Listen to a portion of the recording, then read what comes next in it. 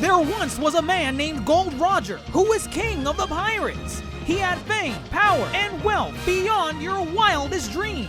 Before they hung him from the gallows, these were the final words he said. Our perspective is yours for the taking, but you'll have to join us first.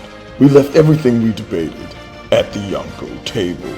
Ever since, pirates from all over the world set sail for the Grand Line, searching for the Yonko table, the table that will make their dreams come true.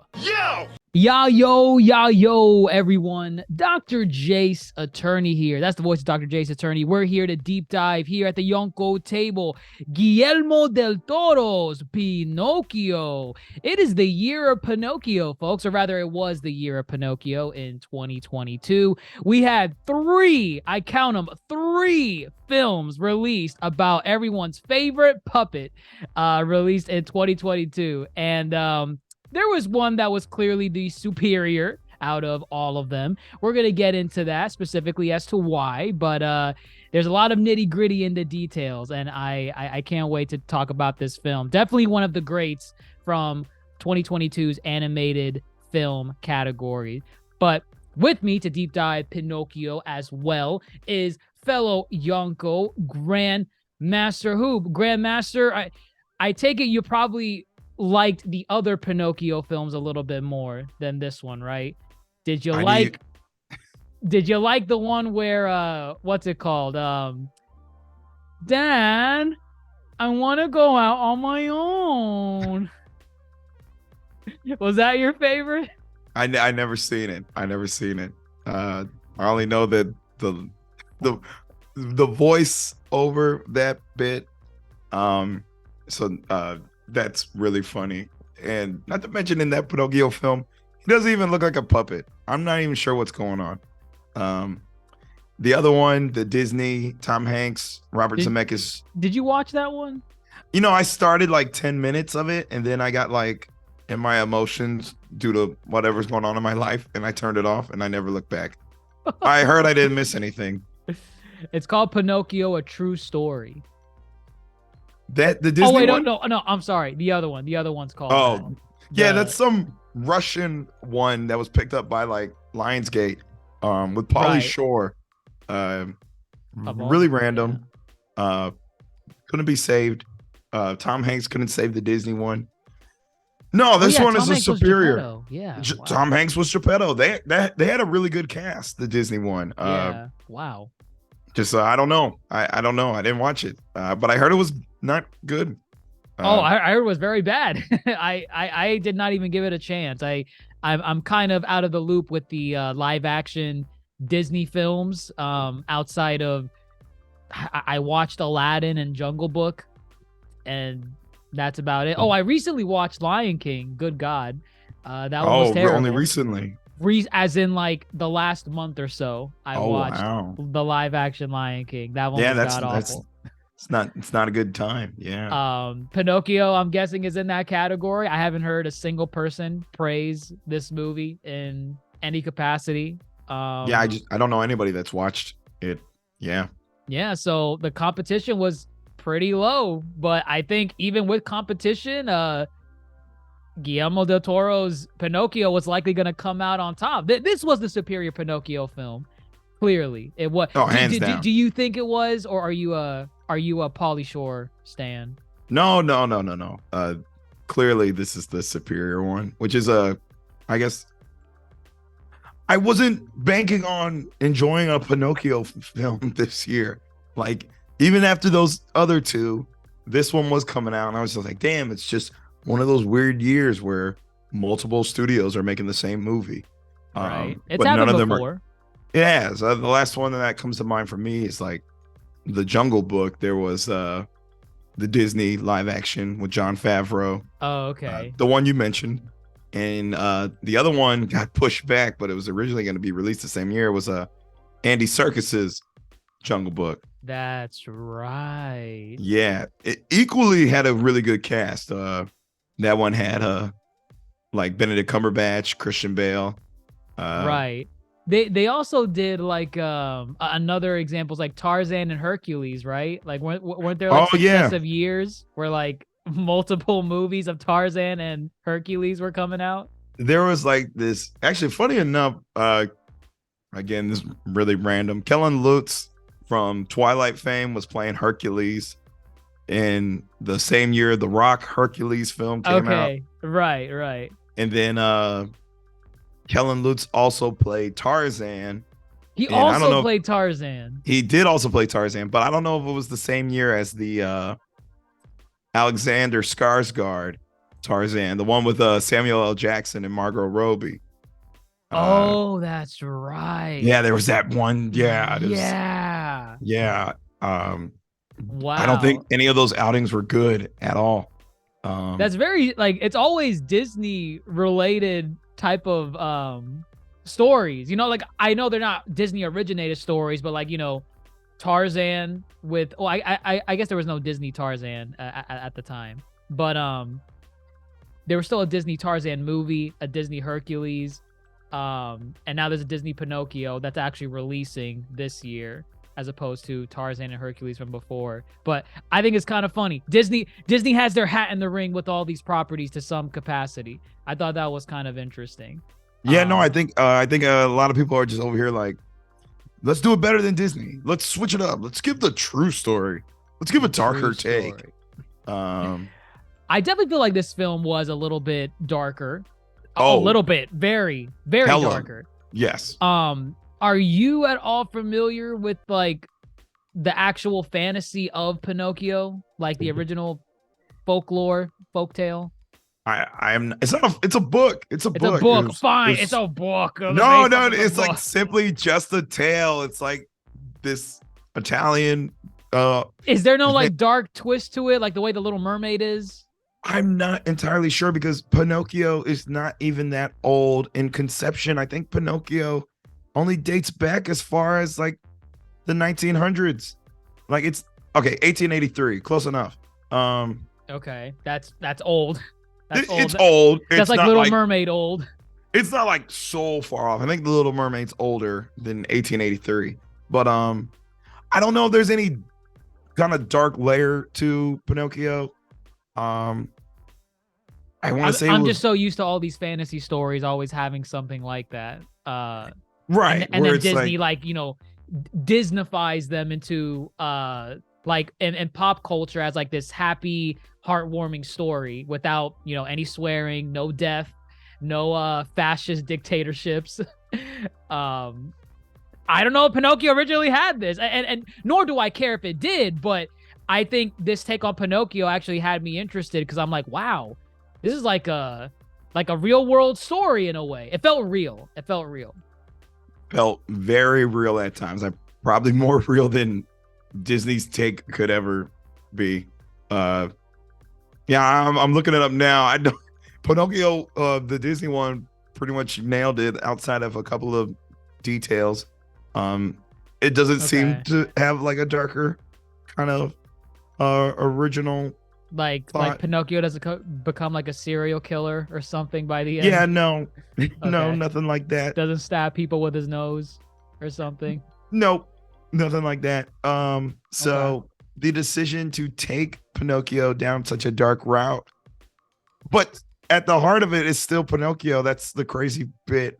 Like, I just think he substituted a lot of the fairy tale aspect for like you said, a kind of a realistic point of view.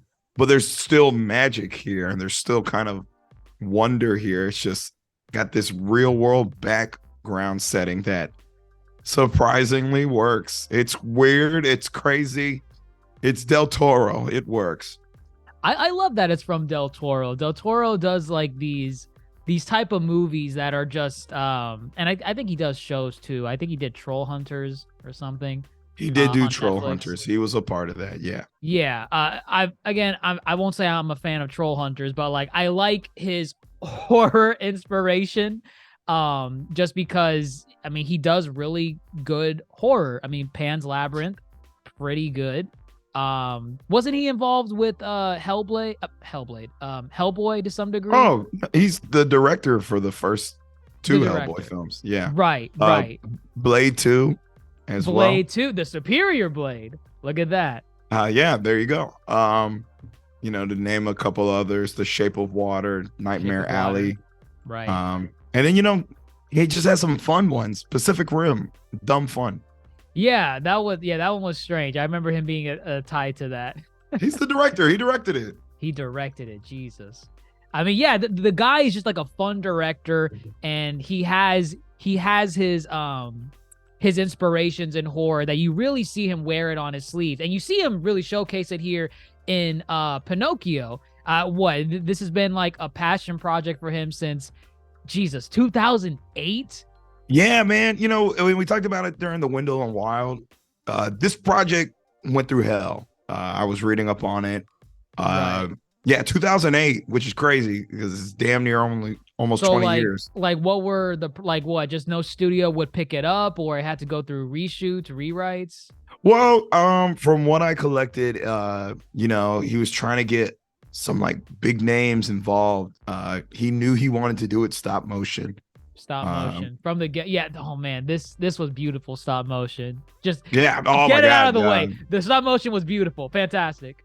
Yeah, no, dare I say, this might be kind of almost one of the best stop motions I think I've ever seen. The scale of the stop motion, just like the water when the monsters are. I don't want to jump too far ahead, but like there are specific scenes with the stop motion where I had to kind of rewind a little bit and be like, is this really stop motion? I feel like this is like computer generated. There's no way they did this in stop motion, but it is. It's all stop motion, and I'm flabbergasted at it. It's insane. Well, I just forget how the lengths you have to go sometimes for stop motion.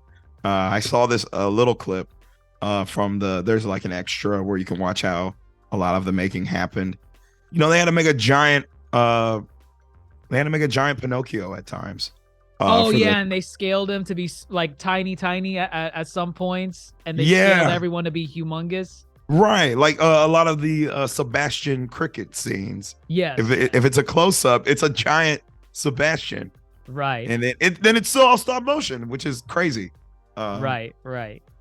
But yeah, no, just a lot of trying to get people involved. He did get the people he wanted. He got this dude Matthew Robbins, who he's been working with like literally forever.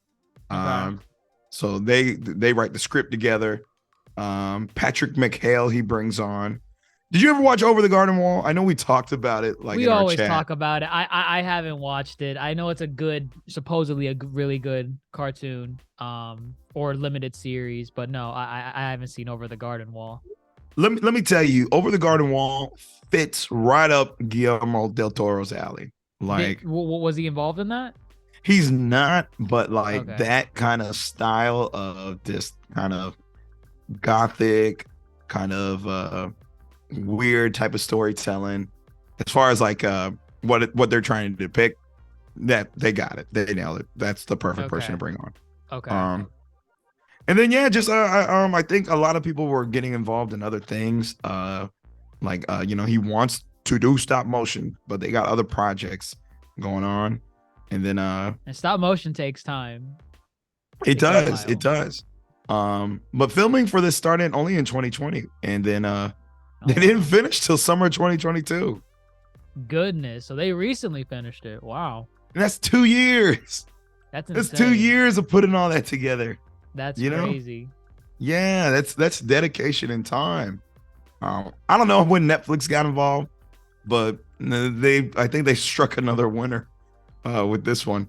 I think they were involved early on because like I always remember seeing the Sebastian Cricket teaser for the Pinocchio film. Like I want to say in 2021 or 2020.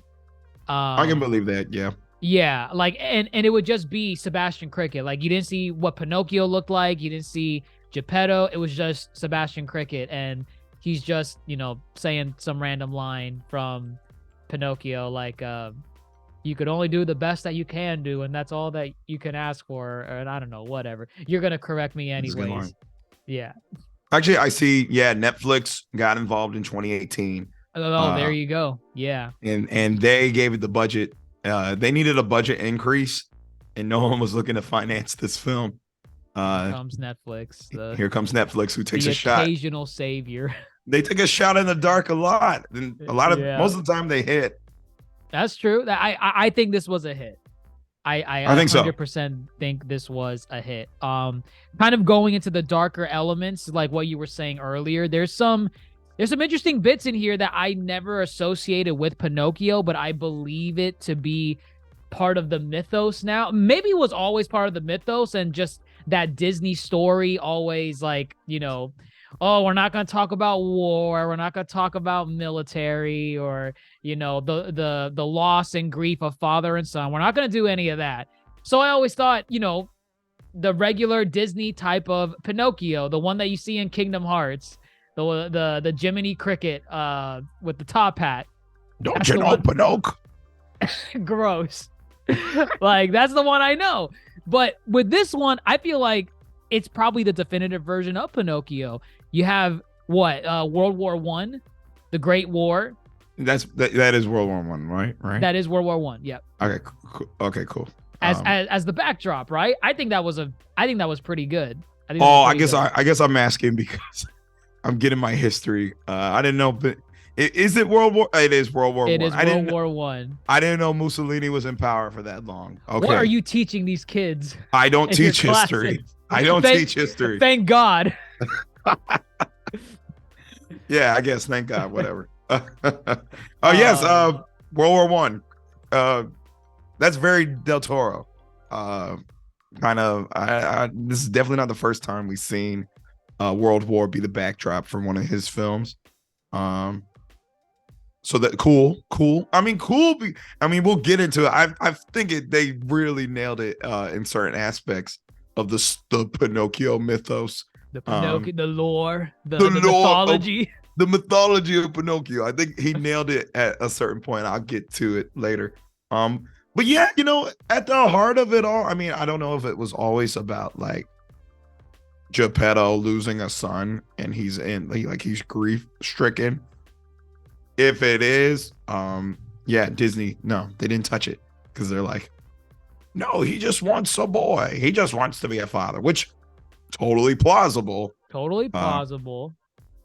This hits different though. It hits very different.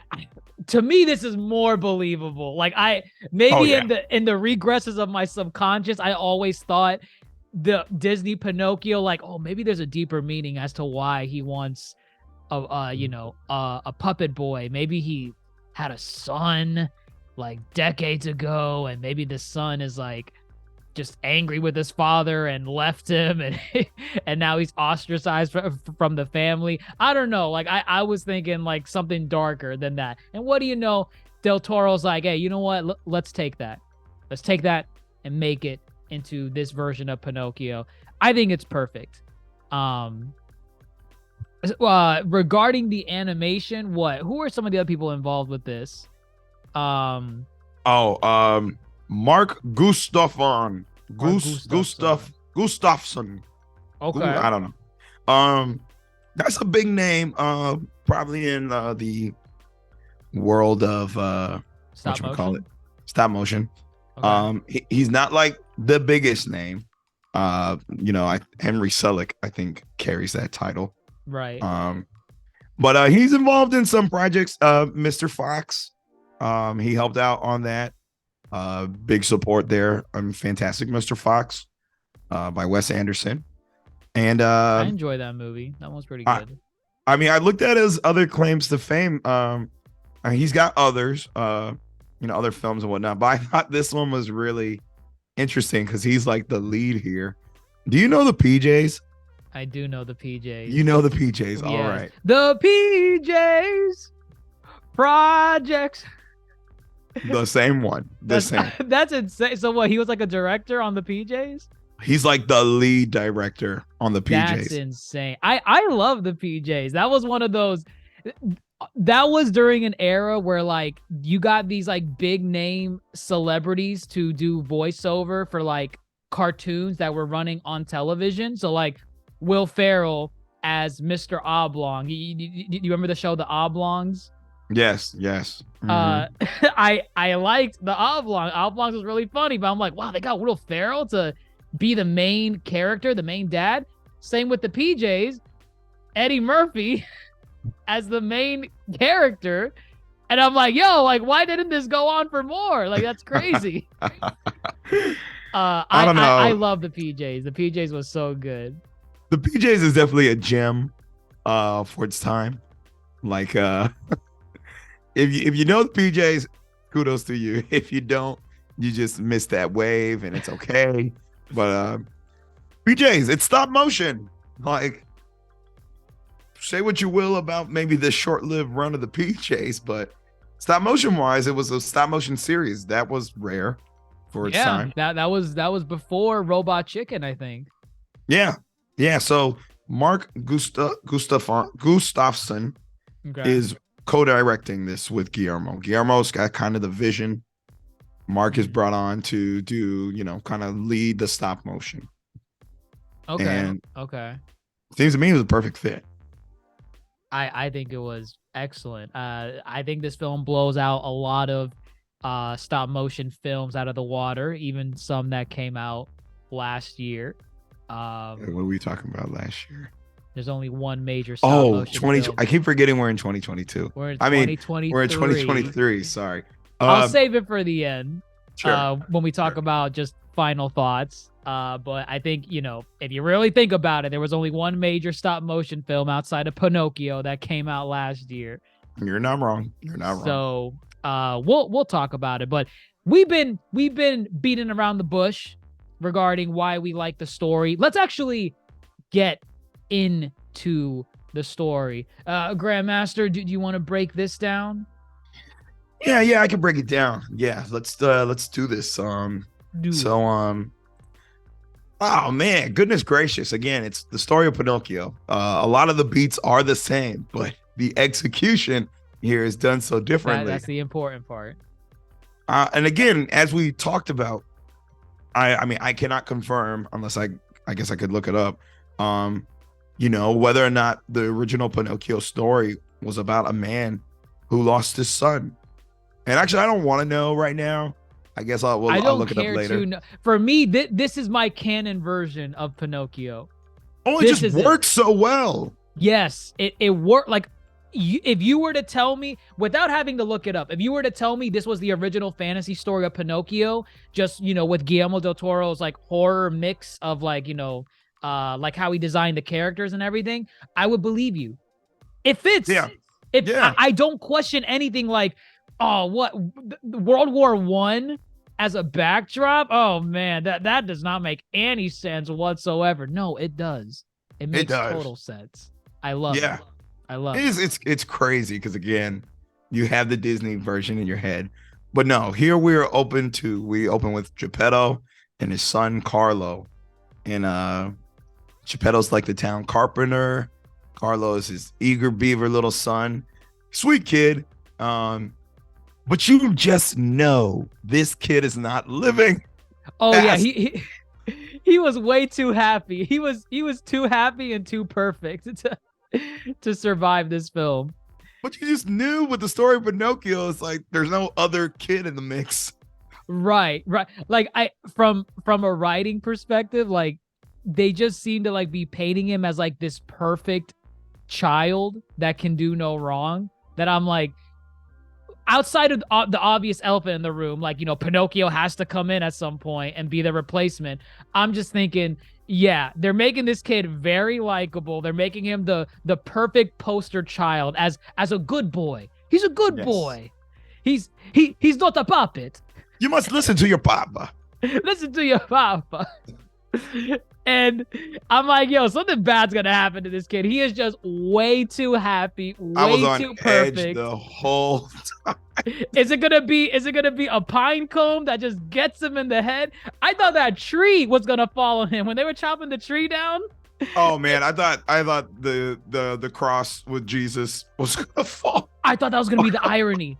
I thought they would be like praying, and Geppetto would be telling him like some like metaphorical story on like Jesus and Abraham, or just some biblical story, and then the irony of the cross falling on Carlo.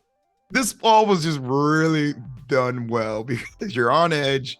You know he's not gonna make it. There's so many ways you can die. And yeah, man. And then if you're gonna use this backdrop of World War One, it's like, let's show the actual like casualties and the fallings of war. And they go to church to do a job. Geppetto's making the altar and like the crucifix with Jesus and everything. Right. Not to mention it's from a pine tree they had cut down. And Carlo likes pine cones. Right. Meanwhile, the war is literally happening. Like there's some bombing going off on like some other village, and it's heading this way. The bombing is heading this way. Carlo is staring up at Jesus during this moment as he goes back to go get his pine cone. Obsessed with pine cones. Yeah, and then Carlo. Wow. Are you mocking him? No, I was just trying to do my best. David Geppetto. Bradley. Geppetto, that's David Bradley. You know who that is? No, not off the top of my head. Let me help you, because this is the last person I would ever expect to play like a good father figure. Okay. Walder Frey, Game of Thrones. He marries his daughters, makes more daughters. Oh God, that's him? Or Mr. Filch from Harry Potter. Wow. You killed my cat. I'll get you. That's Geppetto. Ropestock, you married and didn't marry my daughter? Now the Lannisters will send their regards. That guy. Yeah. Wow. Yeah. Again, last person I would probably cast as Geppetto, but does great. He's That's great. great. Very lovable father. But yeah, Carlo caught in. That bomb hits right there on the church, man. At least it was instantaneous. I guess. I would hope so. I mean, yeah, I think so, but it's like, geez, Louise. What a way to go. What a way to go. Casualty of war. Yeah, man. And again, like Sebastian the Cricket was doing the voiceover saying this bomb was not supposed to hit this town. Yeah, they were just dropping off their like excess weight or something like that from the planes. Yeah. And then bam, man. All for the pine cone. And then so that's for me that sold me. I was like, oh, I'm invested. This cannot go well. That was after the this. hook. Right. And then I guess honestly, it takes it up a notch even further. They show the funeral of Carlo, and then you just kind of watch. It's like brief. It's not like doesn't take too long, but Geppetto falls into darkness. Darkness.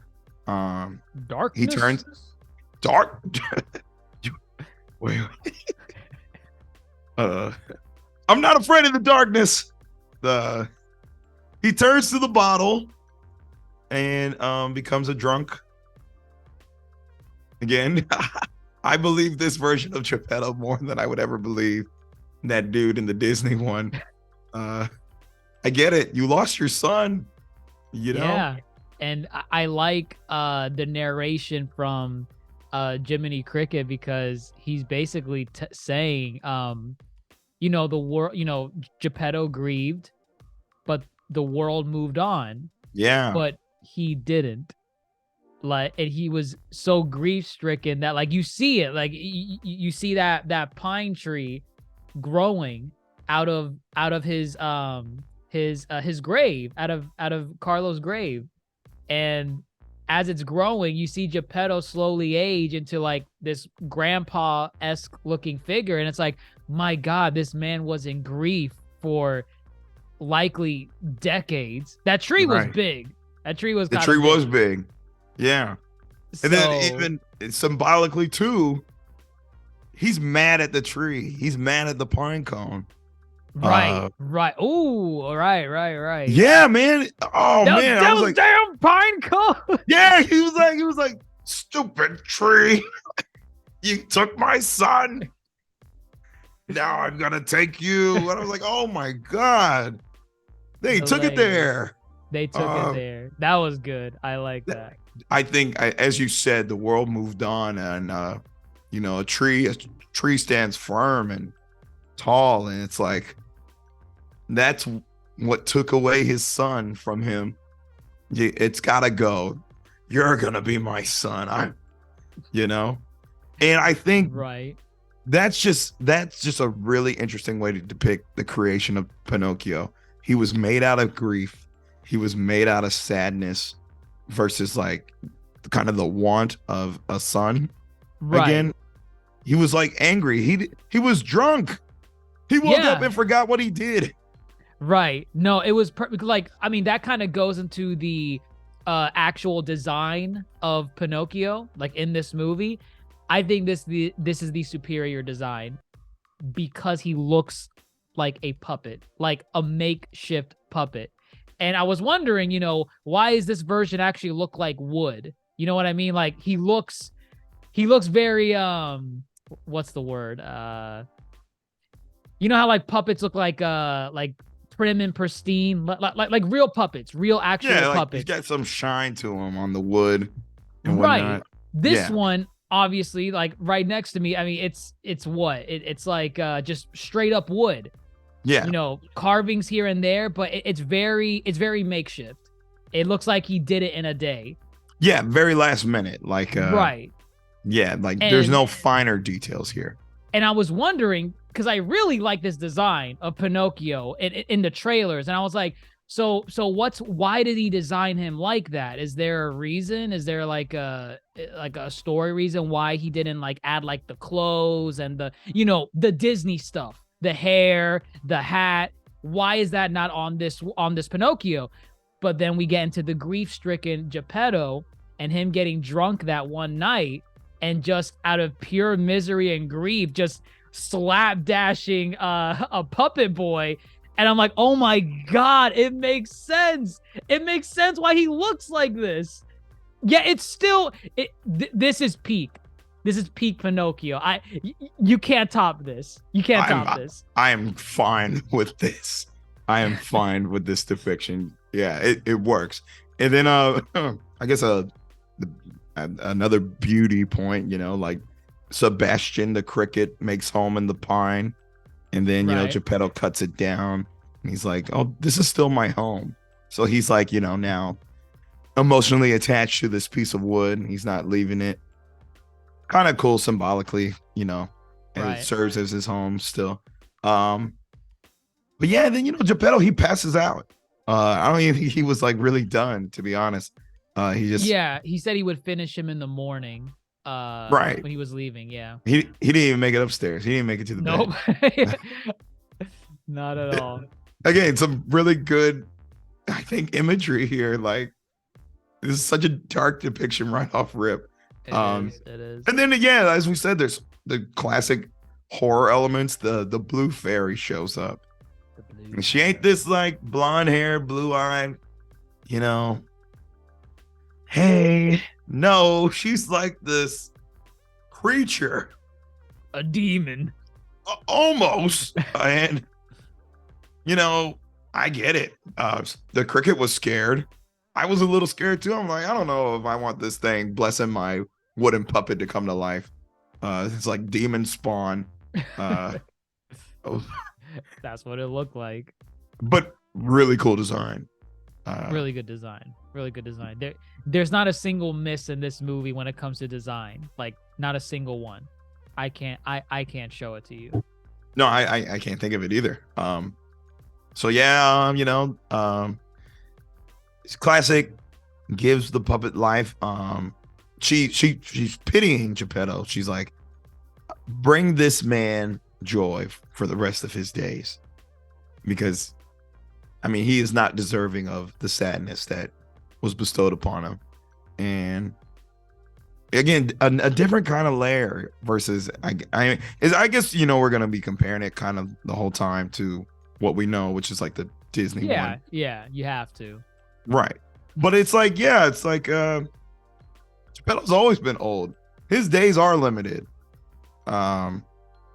It's like, live out your days, not in sadness. So just a really cool kind of motivation for Pinocchio. And then here now Jim Sebastian's like promise of wishing too. Pinocchio's alive. He's alive. Classic Pinocchio fashion. He's alive. He don't know what to do with himself. Geppetto's like, what the fuck is this? This demon spawn. It is his devil. It's very demonic. Oh, I love this. I love this. Oh, this was great. The song he's singing is really sweet in nature.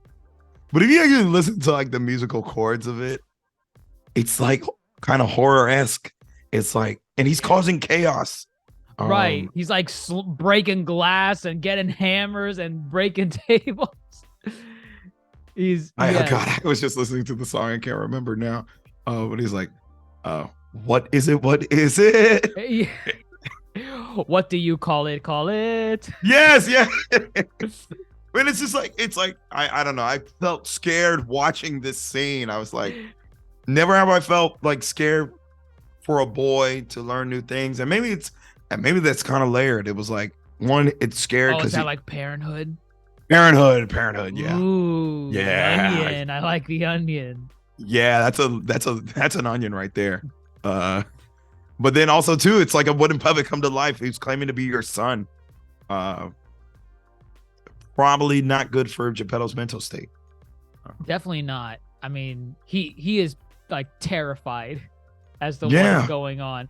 And again, I like, we mentioned it earlier. We mentioned the war backdrop. There's also a religious backdrop that I think really sells this movie for like what it's going for. I like the religion in it because typically when it comes to just portraying like Christianity on this scale, usually like in modern cinema, they usually like detract from that. You know, they'll try to be ambiguous about it, or they just won't have it at all. I like it in the context of this movie because of its existence. You know that Geppetto is a Catholic, Christian, whatever. He believes in Jesus and God and all that stuff. So naturally, him seeing something like Pinocchio, you understand where his fear is coming from because, my God, that's a demon spawn. What the hell is that? That wasn't in the scripture. And where's the first place Geppetto goes after this? Yeah, to cleanse his sins. He's like, I'm going to church. I'm going to church. You stay here.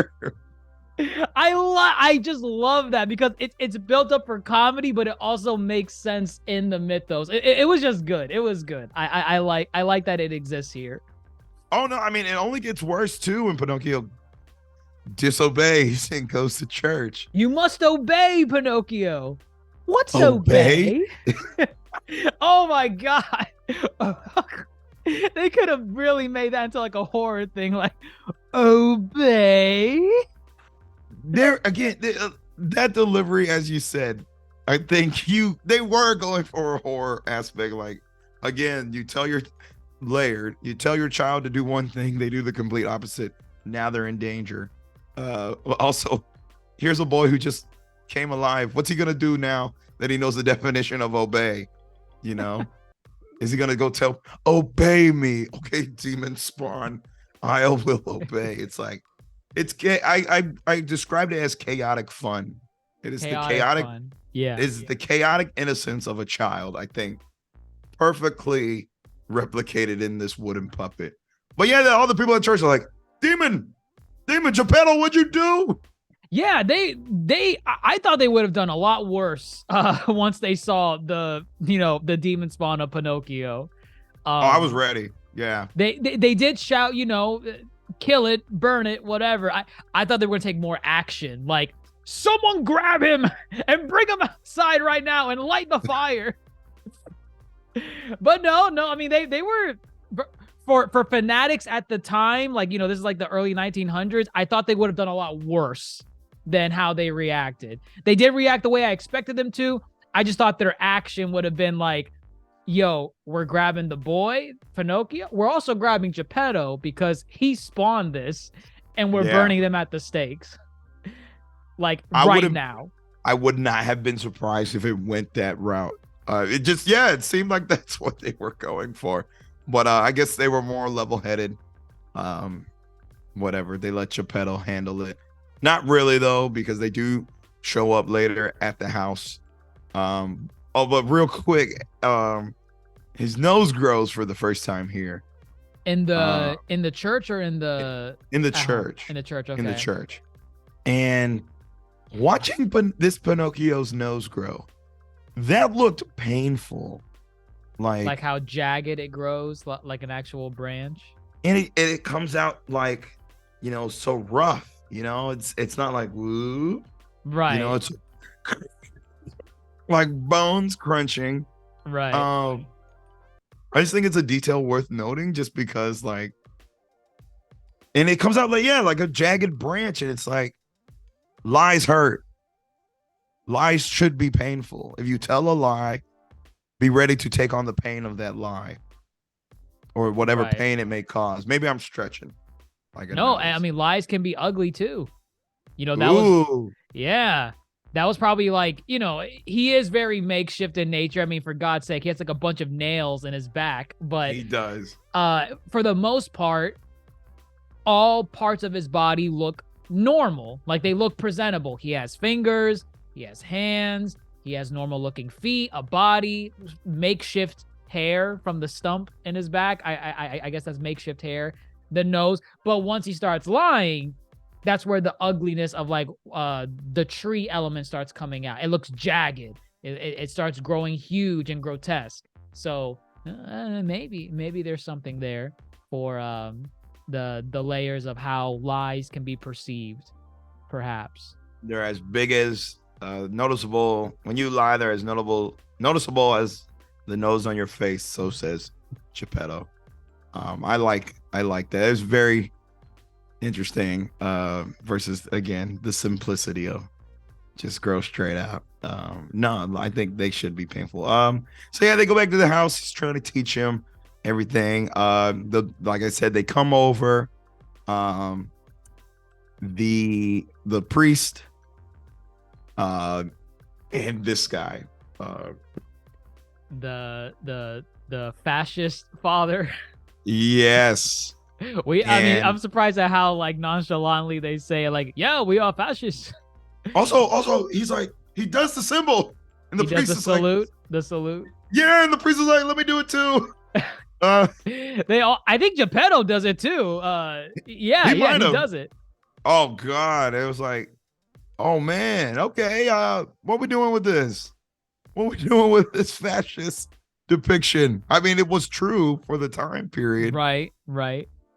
But it's like, I don't know why this is here, but I'll give it a chance. It's the backdrop. It's part of the backdrop. Yeah, which works. But I was like, I don't know. Maybe they could have done without. Maybe the war could have been enough. But if you're gonna straight up depict fascist people, then you're gonna do something with it. Obviously, it comes up much later on. That's where I think it works the best. I'll get there. Yes. So what? I don't even know what they're here for. Are they here to say you got to get Pinocchio under control? He got to go to school. He's got to learn. Yeah, try to make him a functioning member of society. I think they might have called it a fascist youth. He needs to be a prime fascist youth. Right. Just like the I don't remember the title of the guy, but like his son. He has a son as well. The Candlewick. Bit of a mischievous boy, tricking Pinocchio into putting his feet in the fire to get warm. Hella messed up, but it's very much. Kids will be kids. I guess. But yeah, go. There's layers here with Candlewick. I like the character Candlewick. Pay attention to how many of these younger people are trying to get the acceptance of their fathers. Because they are not being the boy that their father wants them to be. The young youth. Ooh. And there's one more character who fits this too. It's not a stretch. And it's not a child, actually. Not. Oh, I know who you're talking about. I know who you're talking about. I'm sure you do. Does I'm his sure name you start with do. an S? Yes. I know who you're talking about. Yeah. Oh man, another layer. It's layered. Another layer. Another layer. But yeah, I think from here, now we get what's gonna play out kind of like typical Pinocchio. He's got to go to school. He's got to learn. I think what's also really done well is like, he's voiced by, Carlo and Pinocchio are voiced by the same voice actor. His name's Gregory Mann. I feel you see inklings or like parts of Carlo come out in Pinocchio. And yeah, you see Geppetto start warming up to Pinocchio. And he was like, reluctant and scared at first. And then he starts like doing his father thing, He's like tucking him in. He's like saying goodnight. But he doesn't say goodnight, my son. He says goodnight, Pinocchio. He almost does. He almost does. He almost does, yeah. I like that. It's a nice detail. Well, I guess hold up real quick. Finn Sure. Wolfhard was in this? He's Candlewick. He's Candlewick, of course. He's Candlewick. Wow. Of Yeah. Stranger Things fame. Insane. Netflix loves their people. Oh yeah, interchange them between projects. Oh, Yeah. absolutely. Right. Absolutely. Puts on an accent here, Finn Wolfhard. Oh yeah, he Oh, does. Who the dad is? Candlewick's dad? The voice sounded familiar, but literally, who I was? Oh my God. I kept hearing his voice and I kept thinking he was another voice actor, but like, I'm like, he no. is a voice actor. It doesn't sound, okay, wait a minute. Oh my God. I don't know their names, but I had to look it up. Oh my God. I'm gonna. But he's a voice actor. He's an actor, and he's one of Guillermo Del Toro's like reoccurring like people. He uses him all the time. Just who was it? It's Ron Perlman. Ron Perlman. Okay. I wasn't thinking Ron Perlman. I wasn't thinking Ron Perlman either. I was thinking a couple other people. I'm like, is that him? But then I would listen to it more. I'm like, sounds like that guy, but I don't think it is. Ron Perlman. Listen, I'll take I Ron never would Perlman, have guessed though. it. I'll take Ron Perlman. I love Ron Perlman. Oh yeah, he's great. He's great. Ron Perlman. Yeah, he is used interchangeably in Guillermo Del Toro movies. He's freaking Hellboy. Shows up randomly in a Pacific Rim. I think that's enough. But voice acting wise, he's who is Slade. Oh my God, that's him? Oh my God, yes. God, no Jesus. way. Yes.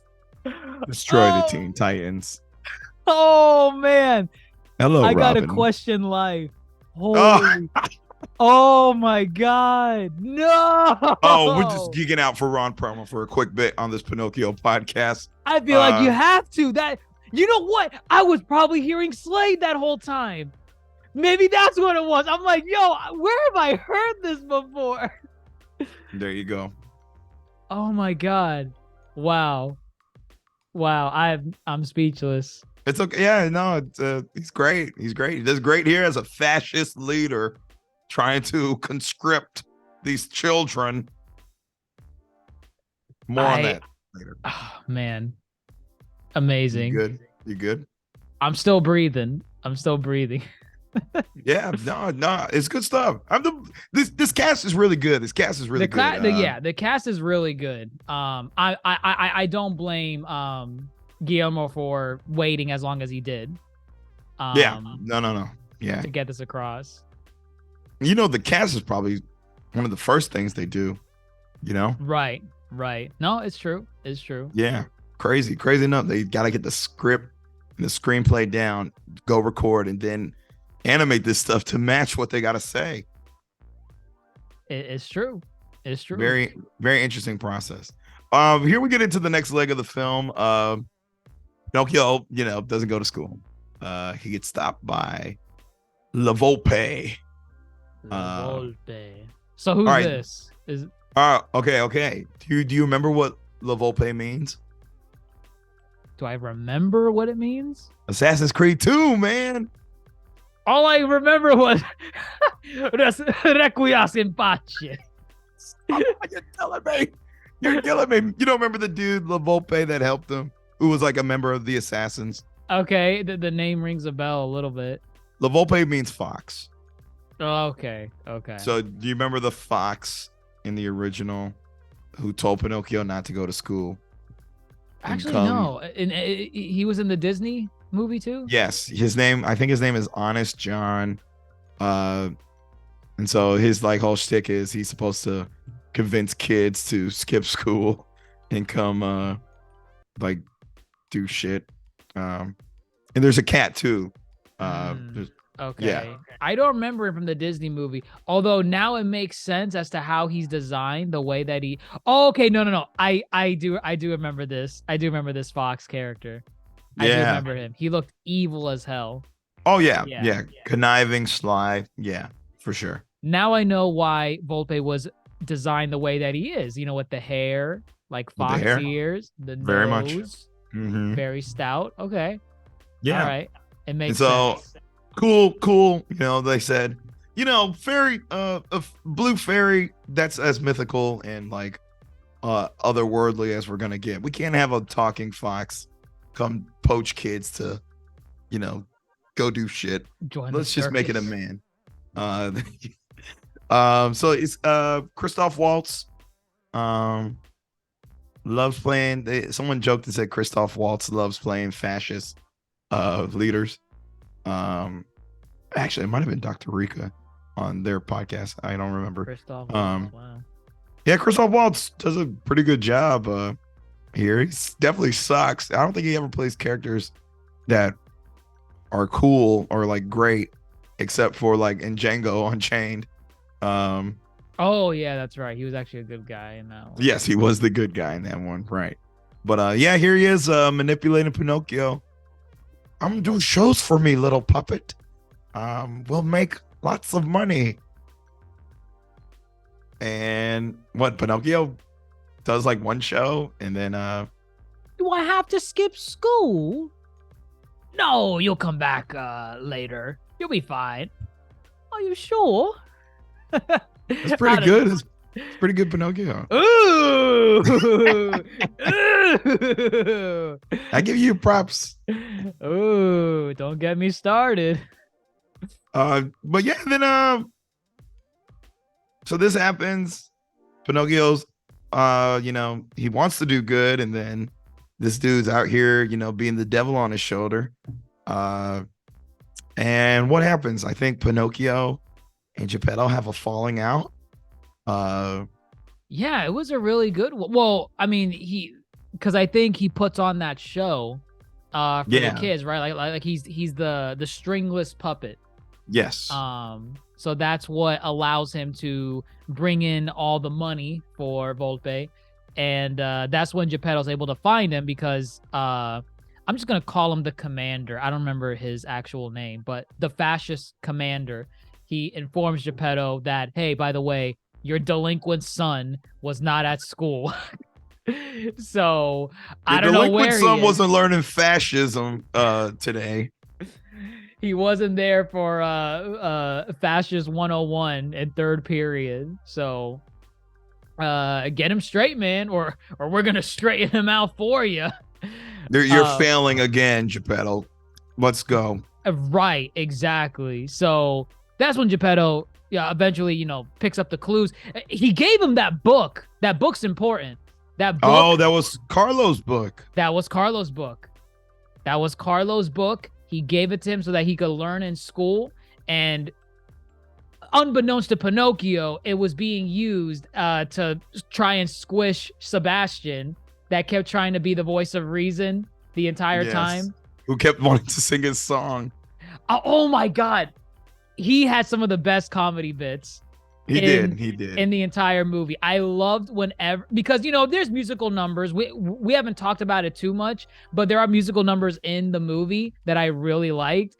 And I just found it funny where there's a set amount of time in between the musical numbers. Like, you know when the next one is going to happen. You're like, oh, okay, it's been about 15, 20-ish minutes. We're probably going to get a musical number here. Usually when Sebastian would come on, it would be when that time frame is about up. So you're like, oh, well, here's the musical number. And something would happen to him, like the door would slam in his face, or someone would try and squish him with the book. I don't know. It was just perfect. It was just perfect comedic timing on Sebastian. I thought it was hilarious. No, it was Ewan McGregor, Obi-Wan. Oh yeah. Wow, he voiced Sebastian. That's Sebastian. He's got pipes. He did Lumiere. Pipes. And Moulin Rouge, if you ever watched that I have as not. well. Oh, that's a deep cut for Ewan McGregor. I think it came out the same year as Attack of the Clones. So, damn. Yeah, What a struggle. well, you know which one got more attention for him.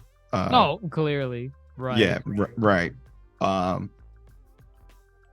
Great bits with Sebastian for sure.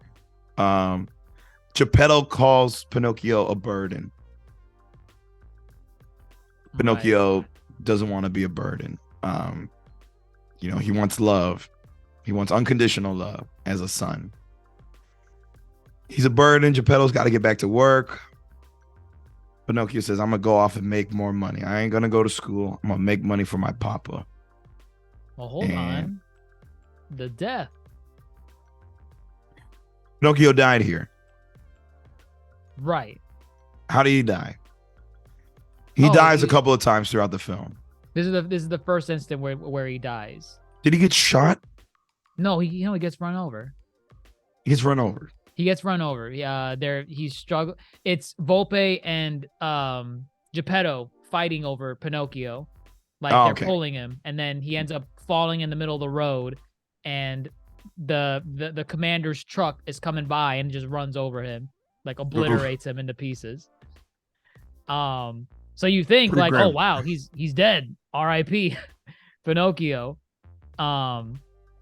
Which he is. He did die. He did. He died. And you get sent to this like underworld. This underworld segment is really cool. It's like yeah. The rabbits, the skeleton rabbits that like carry the coffin, and they're doing a little dance number, their sing number as they're bringing you down to like wherever that is. It's not hell, but the afterlife. Forest hell. Mythical hell for mythical creatures. I don't know what you call it. Right. But Pinocchio breaks out of his coffin, superhero style, and he's like, I can't die. So he needs an explanation. Like, how is he alive? He's clearly dead, but he's not staying in his coffin. And that's when he gets summoned in front of the boss. I don't know if she has a name. The rabbits call her the boss. She is the twin to the blue fairy that gave him life. Okay. The chimera. Right. The chimera. Right. Who I guess rules over souls that, pass over to the afterlife. And she basically explains to Pinocchio, you were never meant to be something with life. Therefore, you can't have life taken from you. You can't take life from that which does not have one. So that was the whole point of him being able to die multiple times. And the twin, the chimera basically tells him, you could die as many times as you want. Each time you're going to have to wait in this area, in this afterlife, longer than the last time, but you can keep dying and you'll keep coming back. There's no strings attached. Ooh. No strings attached. Ooh. Good one. So yeah, Pinocchio realizes he's an immortal god and is like, all right, I can't die. So look at that. What if I guess like Pinocchio's always been immortal, technically, like that. Technically, it's never been acknowledged, but it's never been acknowledged. Assume, like he's made of wood. He can't die. If a bullet shoots him, he's not flesh and blood. Right. So I think it's a very, if Guillermo Del Toro wanted to explore, maybe he had the idea like, what if a father got another chance with his son, Right. and it's like, well, the story of Pinocchio fits that perfectly, because here is a boy who's essentially immortal, Right. and it plays with the themes of immortality and mortality. Almost like another animated film that came out last year. Wendell and Wild. No, another film that deals with mortality and appreciating your life. Oh, Puss in Boots. Yes. Very true. Very true. The superior film, but we'll get to that. We'll get to that. Not to worry. We'll get to that. We'll get to that.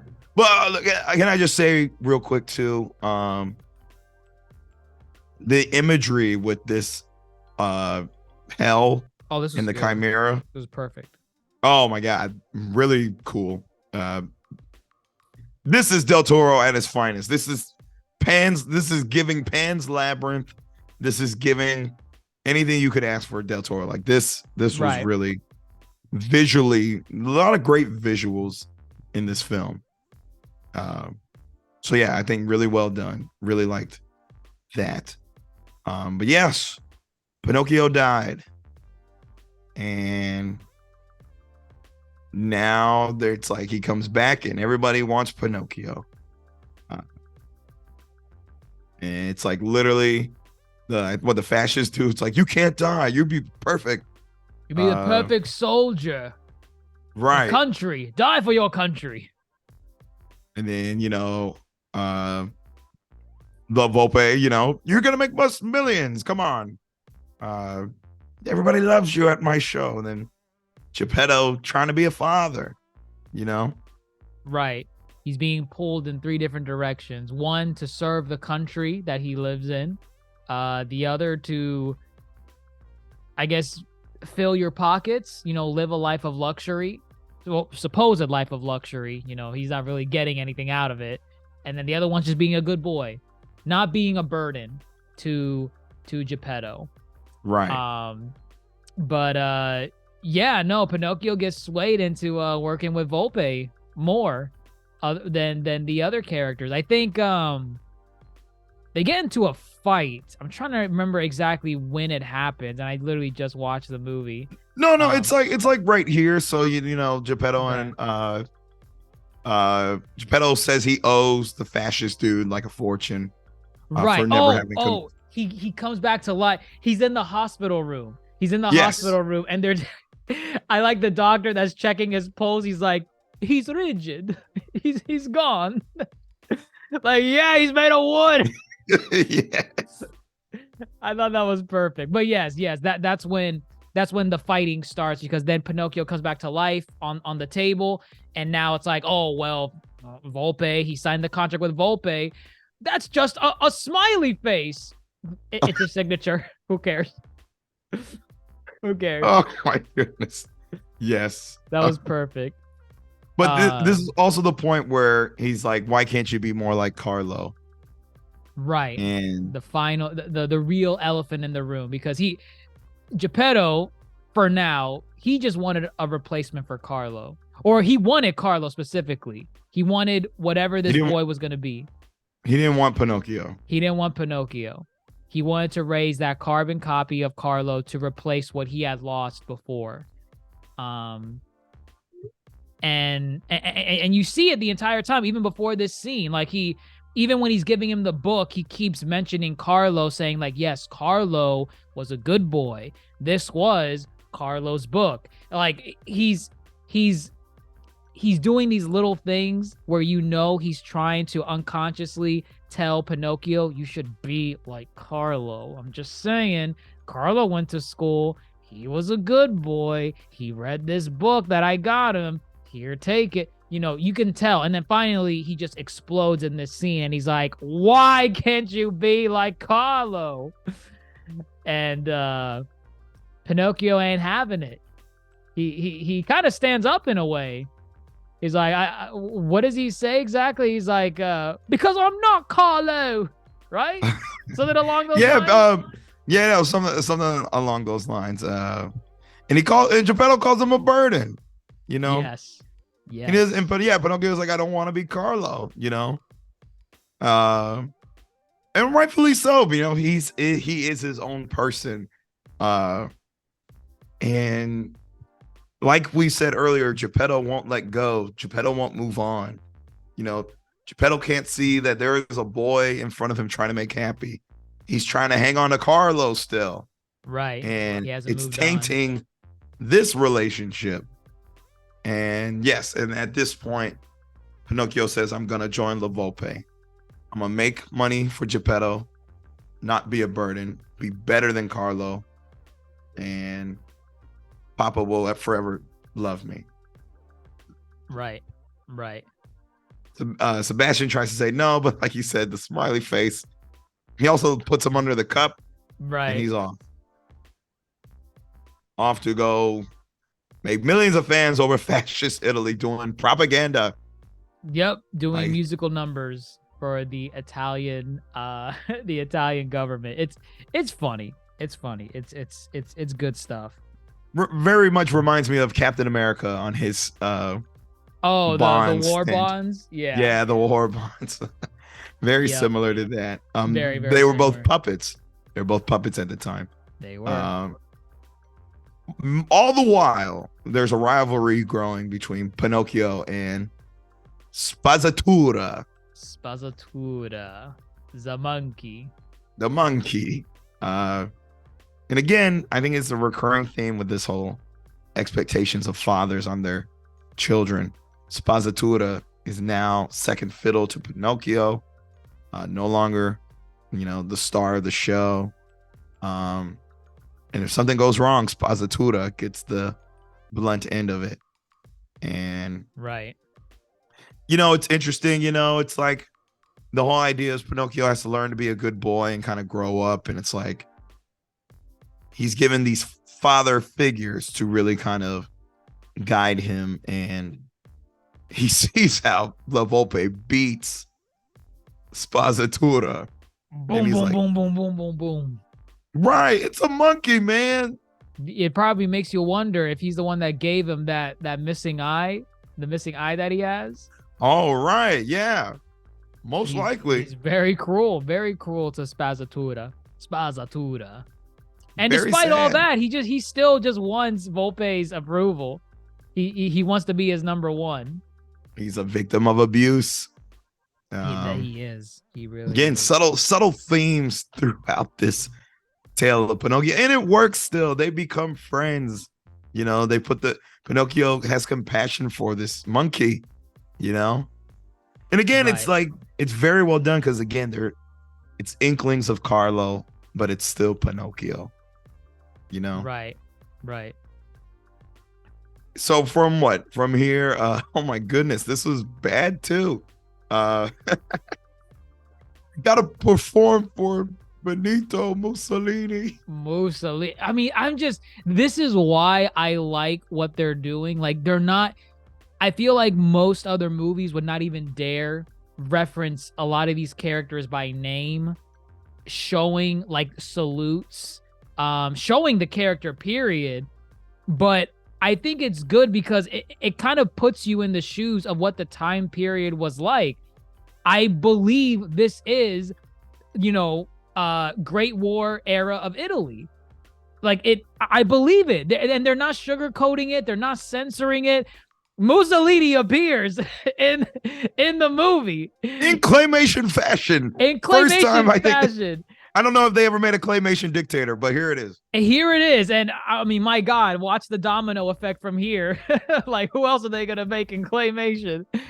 But you know, with Mussolini, I feel like they did it justice in the way that he's not doing these, like, you know, these fascist speeches or anything, or, you know, these derogatory things. But he just says these funny lines like, I like us the puppets. I like us the puppets. And that's all he says. It is so funny. I'm laughing because again, they're taking like probably one of the world's primemost leaders in you know, fascism and one of the Axis power leaders, Yeah, and they're and making a mockery. they're making a mockery out of him. They diminish him to I like puppets. I like us a puppets. and then they do the poop puppet The show. poop puppet show, yeah. And he's like, I don't like this. I don't like this Shoot the puppet. Shoot the puppet.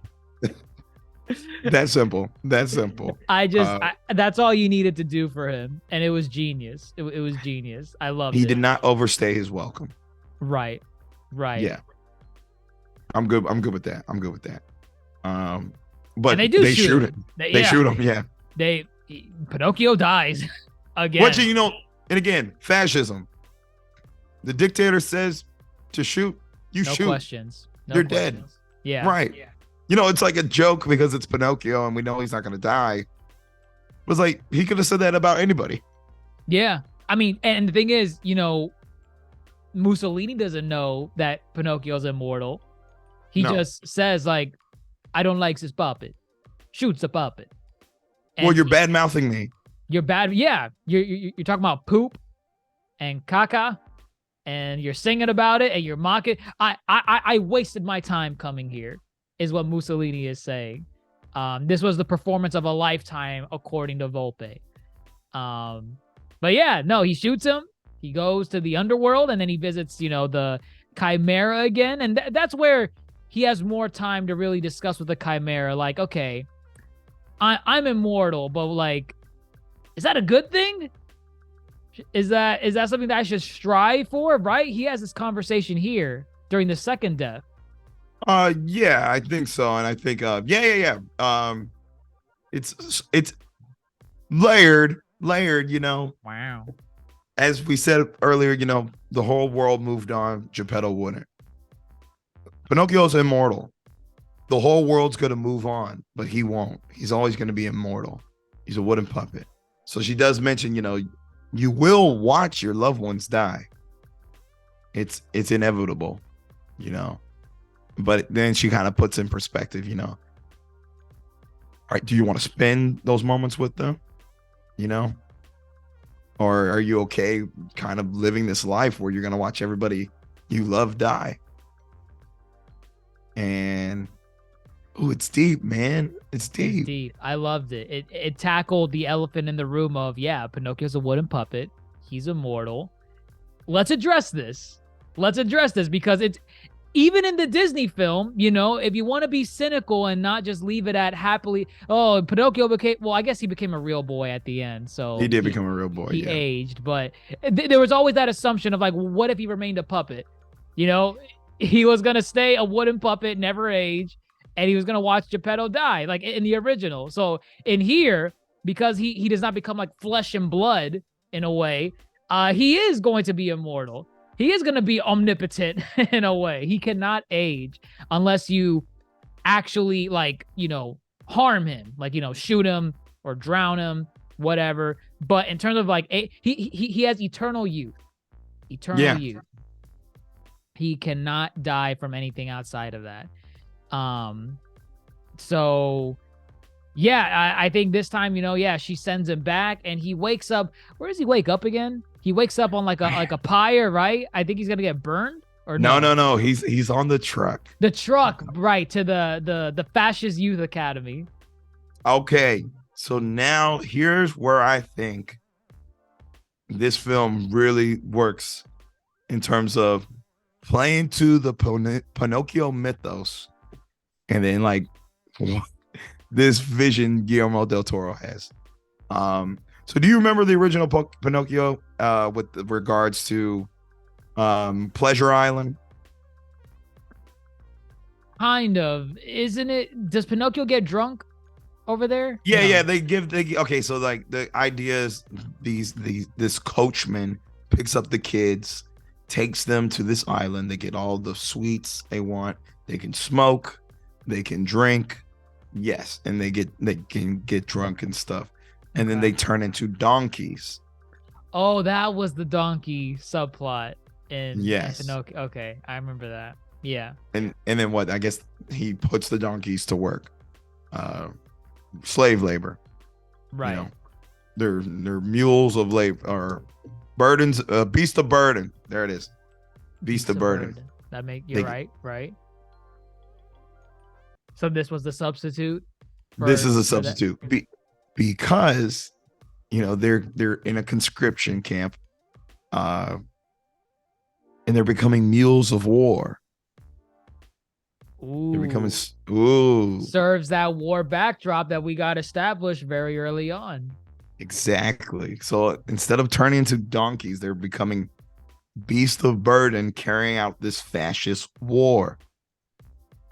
Right. And it's kids at that too. They still kept the element of the kids being there as well, which made it hit a little bit more. And it was a thing. Yeah. Do you ever see Jojo Rabbit? Yeah, I saw Jojo. I love Jojo Rabbit. That was a thing. Yep. That little Nazi youth group. Yep. Yeah, it's crazy. Yeah, preparing them and brainwashing them. This really works for me here. I was like, wow, they really thought this out. They did. I gotta give them their flowers for it. I definitely like this scene, or I guess this segment where you meet Candlewick again, and Pinocchio's bonding with him like as a friend. Like that. This is probably like the first friend character that he's had in the outside of I wouldn't call him a friend. Sebastian Cricket. He's more like he's conscious. His conscious. This is like an actual boy friend. His actual friend that happens to be male, that he's making, like his first actual friendly relationship with someone else that's like roughly his age, right? And they're basically on two opposing sides. Pinocchio's trying to seek the approval of his father. Candlewick's trying to seek the approval of his as well. But for Candlewick's father, he has to go through war to get that approval. And it's something where Candlewick's dad is basically saying, the most honorable thing you can do, the most valiant thing you can do for me to be proud as a father is to serve your country and literally die for your country. That is all you can do to make me proud. And it's like, Jesus, man, he is a little kid. Right. God, but this was happening back then. This is a real thing. Yes, as you said, I think you said it with like the salutes. I think you said it with the salutes. He is not shying up, like he's not shying away from what actually transpired. You know, yes, there's this magical wooden puppet, but there's also these kids who are being told to die for their country, or like there's nothing greater you can do. Right. Like it's truism. It's truth. This happened. I mean, maybe there was a magical puppet there. I don't know. Based on true events. Maybe. But it's like, yeah, he wants to love. He wants his dad's love. Spazzatura wanted his dad's love. Pinocchio wants Geppetto's love. They're all seeking love of their fathers who don't necessarily, they're all different. They're all, as you said, La Volpe walks this line of greed. Geppetto walks this line of grief. And this dude walks this line of pride. Oh, I thought we were going to get triple G's. Oh, I know. I was like, is there another G? Maybe it'll come up later. Maybe. Yeah. But yeah, it's good. It's really well done here. It is really well done. You even have that little exercise where like the kids are performing that little war capture the flag a little bit, where they have to raise their banners and defeat the other team. And you get that dark moment where like Pinocchio and Candlewick, their kids, they're gonna be like messing around, so they raise both their flags, and it's that trek to his dad where they're like, look, father, we both won, and you see him there like cross-legged, and I'm like, yo, I know what he's gonna tell them. Oh yeah. He's like it's just the build up. He's like, why are both of you here? He said, "Because we both won, Father." And how did you come to that agreement? It was a tie. Oh, really? Candlewick shoots the puppet. He puts a pistol on the floor, on the table. Literally. Father, As if this is a a real real gun. I know. Shoot him. I'm like, wow. Just wow. And thankfully, there's a little bit of chaos going on because I think they start getting attacked by. Yeah, they start getting bombed. Yeah. Yeah, but even in the midst of all this, his dad's like, "My son shoots the puppet. Like, quickly, we're being attacked." And I think Candlewick stands up to him. He's like, "Dad, no, I'm not doing that. Like, no, man." And I thought, a Disney moment was gonna happen where, like, after this big speech from Candlewick, his father's gonna be like, "Oh, my son, I'm so sorry. I put you through that. You've opened my eyes. This badge means nothing to me. This uniform means nothing. Quickly, we must run away from this country of fascism." None of that happened. He picks up his son one-handed. I thought he was gonna shoot him. Oh, You are no son of mine. And he throws him into the pit. I literally, if Pinocchio was not there, I think he was gonna shoot him. I think he was gonna shoot him. Yeah, there's a high chance, high probability. I'm there at 95%. I'm there at 95. He was going to. Yeah, no, it does not get the Disney moment. And again, the more I think about it, I think about, Geppetto let the grief get the best of him. This dude let pride for his country get the best of him. And it's like, greed, La Volpe let greed get the best of him. Here you have these innocent characters trying to bring them back, trying to show them there's more to life than what you've been told and what you've been brainwashed to believe, but they're too far gone. Too far gone. Right. Except for Geppetto. He is not too far gone. But it's like, I mean, again, like kind of real instances of, just the real world. Like there were people dead set on fascism, ready to die and serve and do whatever the hell. Yeah, one little Disney speech from a child is not going to change them overnight. It was a good speech too. It was a good speech. Like, Candlewick, he stood up. he stood up and showed up. Right. But of course, his dad is like way too far gone in that servitude to country. But Pinocchio shoots him in the face with a paintball, and he gets like trapped in like the netting on like one of the climbable nets in the course. Yes. And I think he dies. Right? Pinocchio killed him. No, Pinocchio doesn't kill him. He indirectly killed him. The bomb drops right on him. And why did it drop on him? Because he was trapped in the netting. Oh, so you're blaming Pinocchio?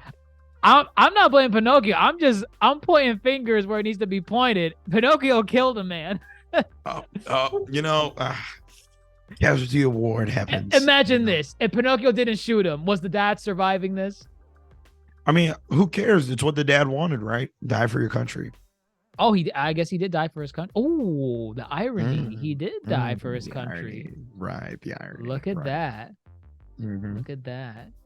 Okay. So you can't really complain, no? Somehow the son survives, even though he was like right next to him. Yeah, Candlewick survives. Pinocchio gets just jettisoned out of the like a Looney Tune character. I'm like, okay, you were grounded in realism until this point. What happened? I thought it was funny how you see Pinocchio rise up out of the clouds. Ridiculous. But here he wakes up on the pyre. Right. This is probably where it kind of pulled me out just very, very briefly, because I'm like, how did Volpe find him? Like where he was at? Like for me, that Looney Tune moment where he's jettisoned, it was for the sole purpose of Volpe finding him in this exact spot so that he can have his moment and his scene with the, the pyre and him lighting Pinocchio on fire. Because otherwise, if Pinocchio wasn't jettisoned like a cartoon character out of the camp, how was Volpe going to get to him? You know what I mean? I'm just going to assume, whatchamacallit, Volpe was always following them. But he finds him in the middle of a bombing raid? Yeah, I mean, yeah. It was it a loses brief points. moment. Right. It was a brief moment where I'm like, how is Volpe here? Was he just waiting for Pinocchio to get jet? What if the bombing never happened? Was Volpe just gonna like sit here and wait on the side of the road for Pinocchio to exit? Like this is where they kind of lost it a little bit. They got lost in the sauce with like the writing, I think. I think here what you get now, they're starting to lean more into the, I don't know, I guess the fantastical element. As far as, now this is feeling like just like Pinocchio, because as you said, he just happens to be there. I think they attack him and escape the pyre. Spazzatura saves them. There was build up for Spazzatura, because Pinocchio saved him a couple times. That was earned. Yes, that was earned. I had no problems with Spazzatura. Oh my gosh, the Volpe falls off the cliff. Crunches on that rock. See, this is where you could do that little thing that you like making fun of Javert from Les Mis. Yeah, that was the comedy scene that you were laughing at. I never laughed at that scene. But I guess you can laugh at this because again, it's like it's already such a dark depiction, and it's like for just for extra measure, let La Volpe hit the rocks dead on. Let that shit hit too. Right. No, it was a splatter. It was deserved. He well deserved. I do not. Christoph Waltz does a very good job of being unlikable. Right. Didn't like this dude once. Not at all. Spazzatura thankfully just falls into the water. So yes, that's good. That's good. Does Pinocchio die again? No, he doesn't die here. Nah, he jumps down, saves him. Saves Spazzatura. Yeah. Jumps down, saves him. They get washed out into the ocean. Yes. And again, traditional Pinocchio fashion. Swallowed by the whale. Who the same whale, by the way, swallowed Geppetto because Geppetto was on the look for Pinocchio, went out to sea. With this, oh my god, this scene was hilarious. It's another Sebastian Cricket scene where they're on the boat with the captain, and like Sebastian Cricket is getting ready to sing his song of like whatever his whimsical nature, and you see Monstro coming at them, and you see the captain just salute and jump into the water. He's like, I told y'all he was out here. And it was just so funny. I wanted to point that out because it was just so good. I just pulled it up. The captain said arrivederci. And again, there might be something deeper here with Monstro. He's like in the middle of like the Gulf of I don't know, maybe the Gulf of Italy. I don't know the name. But there's a bunch of like mines there too. Right. It's a war zone. Yeah, it's a war zone. He himself seems like a casualty of, I don't know, pollution. Yeah, he's just, man, that's an ugly looking whale. My God. Yeah, he looks. Oh God, yeah. Yes, he is a whale. He has a blowhole. He looks like a monstro. There you go. He's not a monster of a whale. He is a monster whale. Yeah. Not the Disney whale that we see. Not the Disney whale in Kingdom Hearts. Not at all. No, the one that swallows up your gummy ship. No, not at all. Nope. Because what the fuck is a whale doing in deep space? How? I digress. I think here, it basically plays out like Pinocchio. Still done well, I think, to great effect. But they escape. I guess the coolest bit of them escaping is Pinocchio drops the mine down his mouth for one last blow. Right. Right. And then Pinocchio dies again One after they final escape. time. Yeah. And what the oh yeah, that was it though. That was it. Yeah, that was the final death. Because he was trying to save Geppetto and Spazzatura and Sebastian from getting eaten by the whale. And a gruesome death with the mine. It blows up Monstro completely into pieces. But you know, they're in the middle of the ocean, and they don't have a boat or anything. So not Sebastian, Geppetto's drowning, and when Pinocchio goes back to the Chimera, he's basically saying like, "Yo, send me back. I need to go save my papa." And the Chimera is basically saying, "Pinocchio, you know the rules. You gotta wait. You have to see the hourglass. All the signs gotta go." And he's like, "No, send me back now." And she gazes like, "Hey, if you want, you can crack this hourglass open. But if you do, you will no longer be immortal. You will be on your last life. And that's it. Ain't no coming back after this." And he hesitates a little bit, as any child would, because it's like, "Ooh, like, do I do this?" And then bam, he hits it.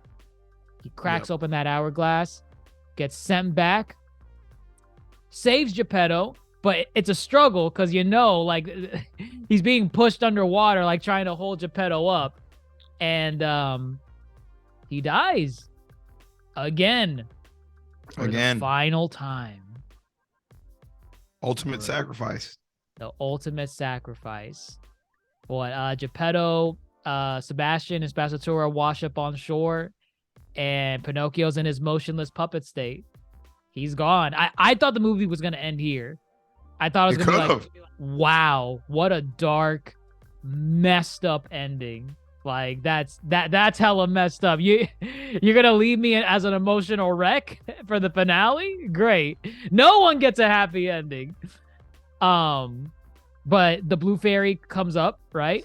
She appears again, and Geppetto's begging. He's begging, saying, "For the love of God, please, demon spawn, bring back my Pinocchio. Bring back my boy, my son. And Blue Fairy tells him, he used his last life to save you. Her hands are tied. She can't bring him back. So this is also done really well here. She says, real boys don't come back. When they die, they die. And that's real. Goodness. That was real. That was real. Because I guess, the Disney kind of version makes you think, Pinocchio's going to become flesh and blood and be a real boy. No, Pinocchio became a real boy because he lived for others. The layers on the onion. Perfect. Right. I like that. And he sacrificed his one life for the ones he loved. And that's pretty real as it gets. It is. And so, but there's a loophole. The Blue Fairy did say Sebastian gets one wish if he serves as the boy's conscience and he becomes good and has a heart. And she honors that. And that's nice. Basically a Dragon Ball. Oh, yeah. Yeah. He wishes Pinocchio back to life, and there we go. Our boy's back. He becomes a real boy for one final time. And this is his last life. Very similar to another cat that got a last life as well recently. Last year. Sure. Yeah. But yeah, you would think, and I honestly thought, similar to the Disney movie, it's happily ever after from here. It's like you're gonna see Geppetto and Sebastian like having a picnic with the camera slowly panning up into the sunrise, and be like, I don't know, Sebastian's like signing off his final chapter in the book, and it says Finn at the end, and it's like they lived happily ever after. No, it addresses the concern that you have, because you're like, what? He's still made of wood.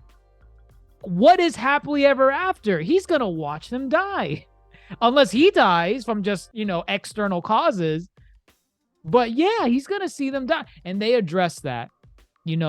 I like the narration, because it's still Jiminy. I call him Jiminy. Sebastian. It's still Sebastian talking, right? And Yes. You get to where you're seeing, scenes of like Geppetto. He's, working on his craftsmanship with the wood, and you slowly start to see him kind of like with a cane and a wheelchair, and then bedridden. And Pinocchio stayed with him into his old age until he passed. And it's like, yo, that was gonna happen. Like, no matter what. And then, oh my God, they just keep doing Sebastian so dirty. They said, what? One day, Pinocchio found me motionless by the windowsill. By the window.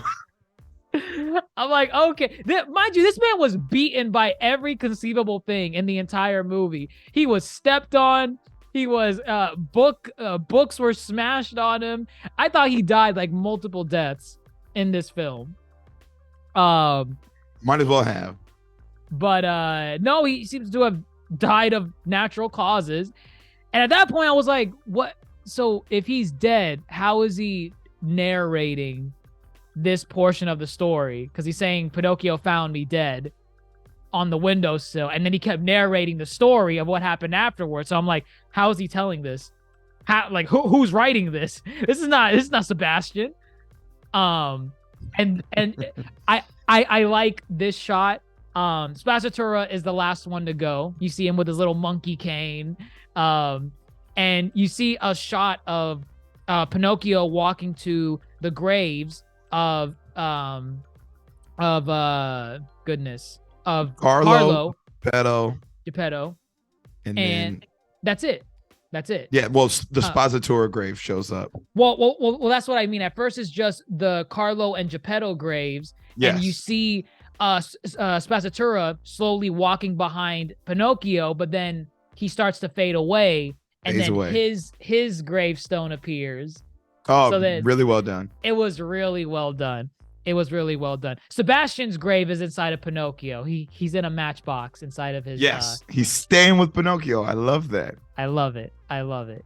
But yeah, Pinocchio outlived all of them. But the point is the life that he lived. He lived his life as a boy with the ones that he loved, and he went off into the world.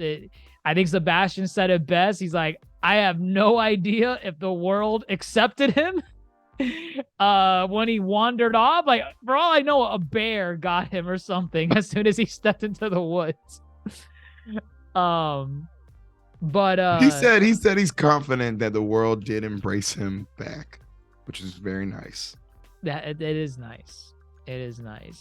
And then we learn, of course, the reason why he's telling the story this far in is because he's still conscious in the afterlife. He's playing cards with the rabbits. The rabbits. Right. And, very nice touch. Very, very nice touch. I like that.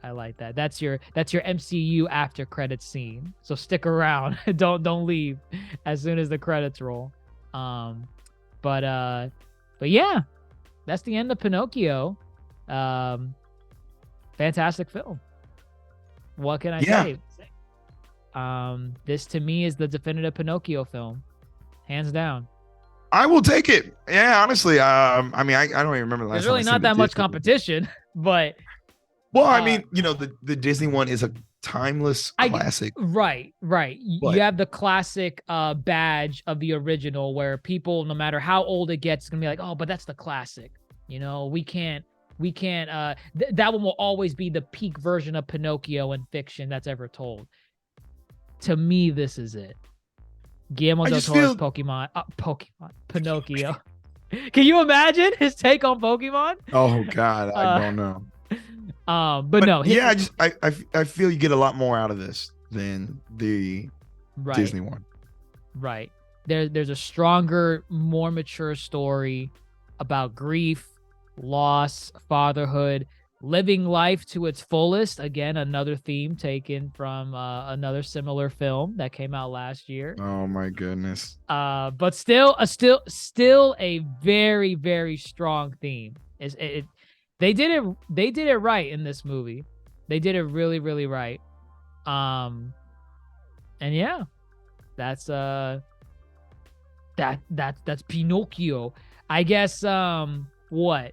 Final scores, final thoughts. There's elephants in the room that we're gonna address, but I guess let me hear the score. What do you give Guillermo Del Toro's Pokemon? Jesus. Goodness, can you stop? No. His Pinocchio. Oh man, I mean, I want to say it's so damn near perfect. I would like to give it a 9.5. I think at some points it was, as we said, like you talked about, no, again, it is fantastical. It is a fantastical film. I think some of the La Volpe bits dragged on a bit, maybe for me, just a bit. But no, everything else for me works. As we discussed, I think it's very layered. I think it's well executed, and then thematically speaking, I think all the themes hit. And the more we talking about Pinocchio is the perfect story to tackle the ideas of grief and loss and mortality, and then just with the backdrop of World War I, you can explore these ideas of fatherhood and expectations and right. And it's crazy that it all fits in this Pinocchio film.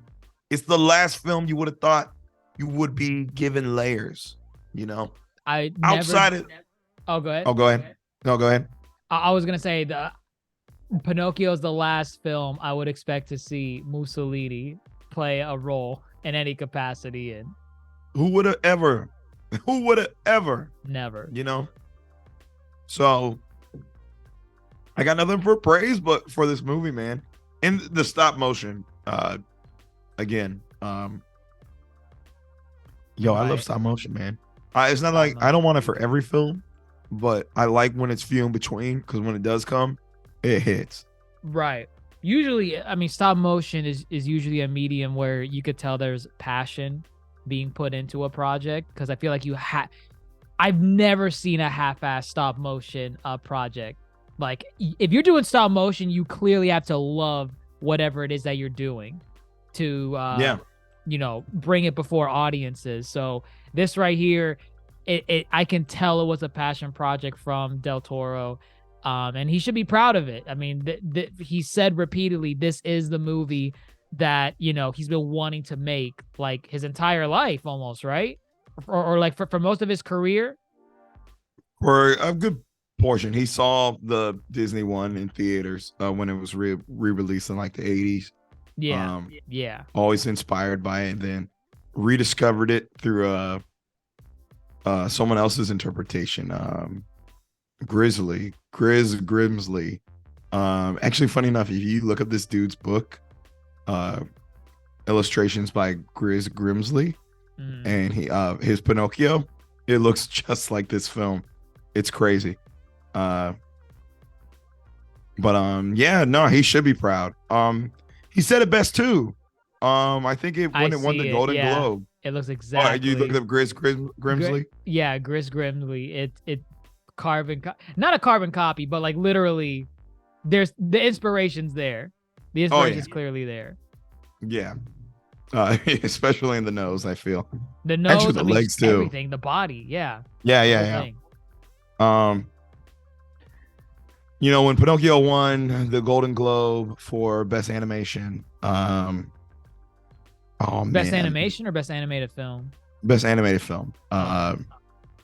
Oh man, I'm trying to find that direct line. He said, "Animation is cinema. Animation is not a genre for kids. It's a medium." Yeah, it's true. And it is true. I feel in the last animated film we covered on. Oh, you know what? Wait, hold up. What score are you giving it? I'm like at a 9.5. Yeah. It only comes down for me just because the Volpe bits. There was a moment where I thought we were near the end of the film where the Volpe portion was going. And when I clicked pause to go grab some water, I saw, oh my God, there's an hour left of the Yeah. movie. Okay. Yeah. I think I literally felt the same. Yeah. Yeah. And I was just shocked because I was like, it felt like it was getting to its climax in a way. Right. But there was still the whole Academy bit afterwards, which I love the Academy bit. But it's just that Volpe segment was kind of dragging on a little bit, and then that bit where Volpe just happens to be in the exact spot where Pinocchio was jettisoned out of the Academy from the bombing. That's Wait. where I'm like, okay. Oh, the Academy. Okay. Okay. Gotcha. The Fascist Youth Academy. The Fascist Youth Gotcha. Academy. Yeah. Yeah, that's where I was like, this seems more like a means to an end. I don't like that because everything else seemed to flow naturally into each other. But I mean, those are small grievances. 9.5, man. This thing was hella strong. It was damn near perfect. If you want to give it a 10, I can see it being a 10. For those scenes that I had a problem with, some people might not have any problem with that. Maybe they love the Volpe scenes. They're like, yeah, more Volpe. More Volpe. I love Volpe. And yeah, this can be in people's like 10 out of 10 category of films. I have two questions for you, and they're going to be difficult ones. Well, I'll try. Not difficult for me, maybe for you. I don't know. Sure. Question number one, right? There were two stop motion films that came out last year. Yeah. Pinocchio obviously being one of them. Correct. And the other purple and green elephant in the room was Wendell and Wild. Sure. Which is the superior stop motion animated film from last year? This was not hard. Is it? No, it's not. It's definitely Pinocchio. Wow. Okay. Interesting. Why? What do you think is superior? To me, it's clearly Pinocchio, but I'm saying I get the feeling that some people may disagree. Ooh, really? Some people. I use some in quotation marks. I have expectations for people that will disagree with that. Interesting. I think I know who. I think you do. I think you do.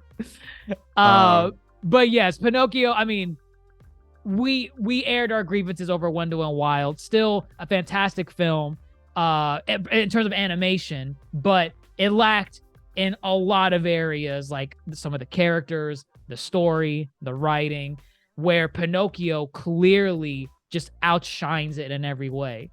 Because they're both well animated films. I think you could argue either one may be better than the other one in terms of animation alone, but Pinocchio had the story. It had the characters, it had the writing. It's clearly superior to Wendell and Wild. You should still go watch Wendell and Wild, but save Pinocchio for last because you want to save the best for last. Sure. Yeah, I can agree with that. Save it for last, I guess. I mean, I don't want to compare them, but you do. You got to stop motion. No, I mean 2022. I think, as he said, animation is cinema. We need to give time to these passion projects, right? Because there is a lot of passion in Wendell and Wild. There's a lot of passion here in Pinocchio. I would like to see more projects like this where passion clearly shines through. Right. Now I have a question for you. Yeah, I think I have an idea. Go ahead. Yeah, you probably do. Two animated films came out towards the end of 2022. Puss in Boots. Really? Yes. Okay, fair. Yeah, it's fine. I mean, I was definitely more entertained in Puss in Boots. No doubt. I think it's a strong year for animation in 2022. It was a strong year for animation in 2022. You had a lot of bangers come out, Pinocchio, Puss in Boots. Lightyear. Ew, Turning And- Red. Can And you that's skip about it. No, Lightyear? no, no, no, no, no. That's it. That's it. We stopped Shut at up. Shut your Lightyear. mouth. Shut your mouth. That's it. Those are the Please, only good don't. animated films No. that came out last year. No, I'm atrocious. How dare you? Yeah, no, Puss in Boots. It just, I'm not gonna get too much into Puss in Boots, but if you watch our Puss in Boots pod or listen to it, you can get an idea on why I might think Puss in Boots is the better film between that and Pinocchio. That's just saying how good Puss in Boots was, and not necessarily Pinocchio's a worse film because of it. Pinocchio's fantastic. It's superior to When the Wild. I think it's superior to Turning Red, but that's a discussion for another day. If I'm gonna rank, here, let's do this. Sure. I hope I'm not missing anything either. Ranking the animated films from 2022, because I feel like we're not gonna revisit this topic again Sure. ever. Sure. Puss in Boots at the top, king. It's king. Like it just does so much right. So much right, damn it. It's king. There's no one on top of it. There's no one. Okay. Untouched. Okay. Yeah. Right below that, Pinocchio. Easily. Pinocchio. Pinocchio's number 2. Pinocchio's 100% number 2. That clearly means it's better than other films that are in 2022, right? So we're at Puss in Boots. We're at Pinocchio. So what else we have? We have Lightyear. We have Wendell and Wild, and we have Turning Mid. That's it, right? That's it. I mean, there's like DC Super Pets, The Minions, Rise of Gru. I'm talking like the ones that mattered. Turning Red deserves to be in this conversation. Sure. We got Lightyear. Just put it. You did not like Lightyear more than Turning Red. You don't know that. You don't Did know you? me. Did you? Yeah, shut the fuck up. Fine. Below Pinocchio is God. Turning Mid. What is wrong with you? Okay. I'm not gonna try to make this.